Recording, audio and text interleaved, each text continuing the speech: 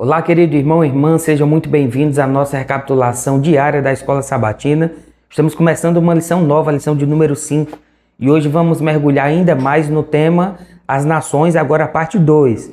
E vamos entender também as consequências da queda da humanidade e o desejo de governar sem Deus. Será que isso deu certo? Será que o plano de Deus foi que o pecado existisse?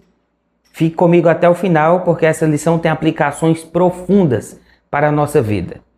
Primeira coisa que eu queria ver contigo, será que foi o plano de Deus que o pecado existisse? Muitas pessoas, ao olharem para a cruz, pensam, se Jesus morreu para nos salvar, então o pecado fazia parte do plano de Deus. Será que é assim? Isso é um grande engano. Deus nunca desejou que a humanidade caísse no pecado. Pelo contrário, Ele criou o homem e a mulher para viverem em harmonia com Ele, sem dor, sem sofrimento e sem morte. A rebelião foi uma tragédia, e se nossos primeiros pais tivessem escolhido a obediência, nossa alegria nele seria completa. O Salmo 46, verso 10 nos lembra: aquietem-se e saibam que eu sou Deus. Sou exaltado entre as nações, sou exaltado na terra. Deus não precisa do pecado para revelar seu amor.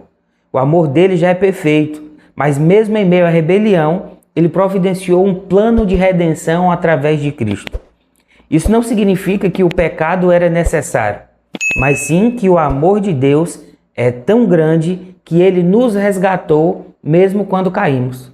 Segunda coisa que eu queria ver contigo, a queda e as nações. O que aprendemos com Israel? Com a entrada do pecado no mundo, os seres humanos começaram a buscar sua própria forma de governo, em vez de depender do governo de Deus. Isso fica evidente na história de Israel, quando o povo pede um rei terreno. Deus os havia advertido sobre os perigos disso, mas eles insistiram. E o que aconteceu? Exatamente o que Deus havia dito. Governantes pecadores dominando outros pecadores. Uma receita para o desastre. No livro de Daniel vemos como impérios se levantam e caem, mostrando que qualquer governo humano, sem Deus no centro, está fadado ao fracasso. Babilônia, Medopécia, Grécia, Egito, Roma, todos esses reinos passaram, mas o reino de Deus permanece para sempre. O que essa lição significa para nós hoje? Vivemos em um mundo onde as nações ainda tentam governar sem Deus. Confiamos mais nos líderes humanos do que no Rei do Universo. Precisamos lembrar que somente o reino de Deus é eterno e que nossa verdadeira lealdade deve estar nele. A grande questão hoje é: em quem estamos confiando?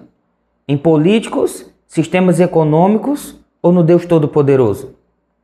Quando nos submetemos ao governo divino, encontramos paz, segurança e um propósito eterno.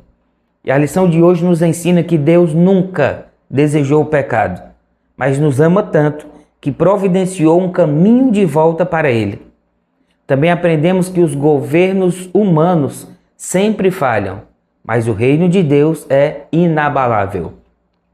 E assim a gente começa a lição dessa semana, a lição de número 5, com essa lição poderosa que a gente acabou de estudar agora no sábado. Medite na letra da canção e a gente já retorna como sempre.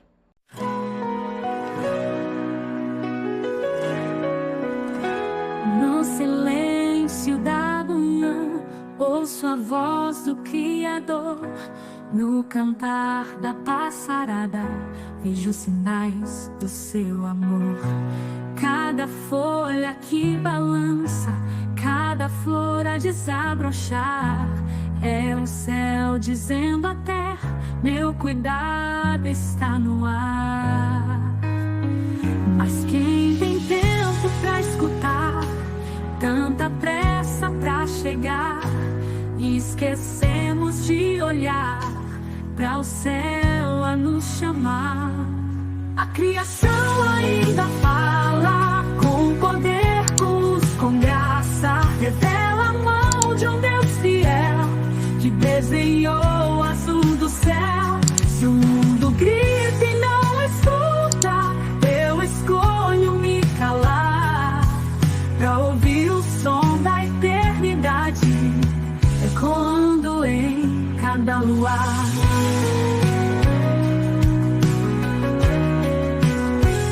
Vejo Deus na imensidão das estrelas a brilhar, no detalhe do inseto sua grandeza a revelar.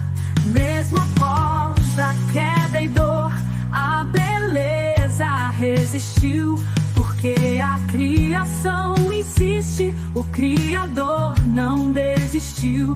Mas quantos passam sem notar que há um céu pra contemplar, a natureza a pregar, sem palavras, mas com fé, a criação ainda fala, com poder, com luz, com graça, revela a mão de um Deus fiel, que desenhou o azul do céu. Se o mundo grita e não escuta, eu escolho me calar, pra ouvir o som da eternidade, ecoando em cada lugar. Os montes clamam, ele vive, os rios cantam, ele vem, as flores dizem, ele é bom, e o céu responde amém. As árvores batem palmas, o vento sopra louvor, toda a criação declara a glória do Senhor. A criação ainda fala, com poder, com luz, com graça, revela a mão de um Deus fiel, que desenhou o azul do céu. Se o mundo grita e não escuta, eu escolho me calar, pra ouvir o som da eternidade, ecoando em cada lugar. Sim, a criação ainda fala, e eu escolho escutar.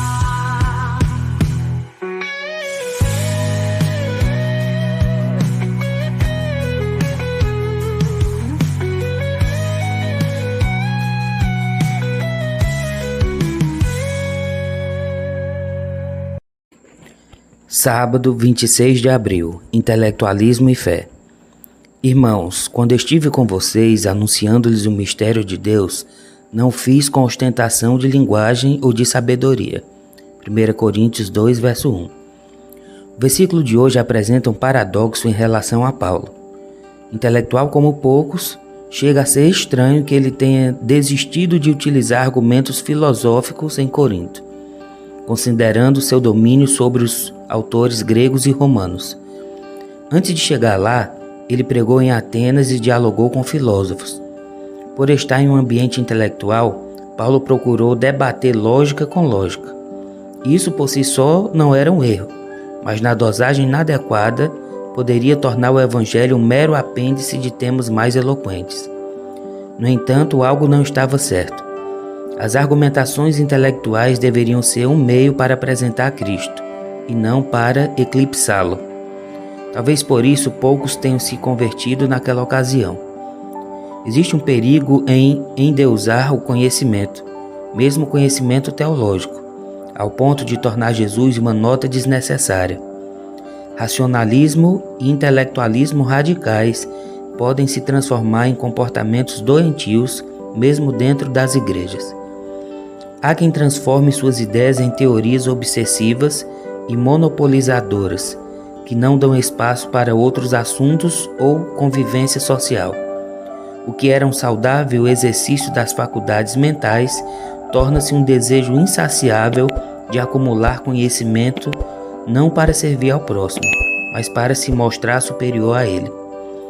Aqueles que seguem por esse caminho acabam explicando o inexplicável, racionalizando o irracional e desprezando tudo que não passa pelo crivo do seu preconceito.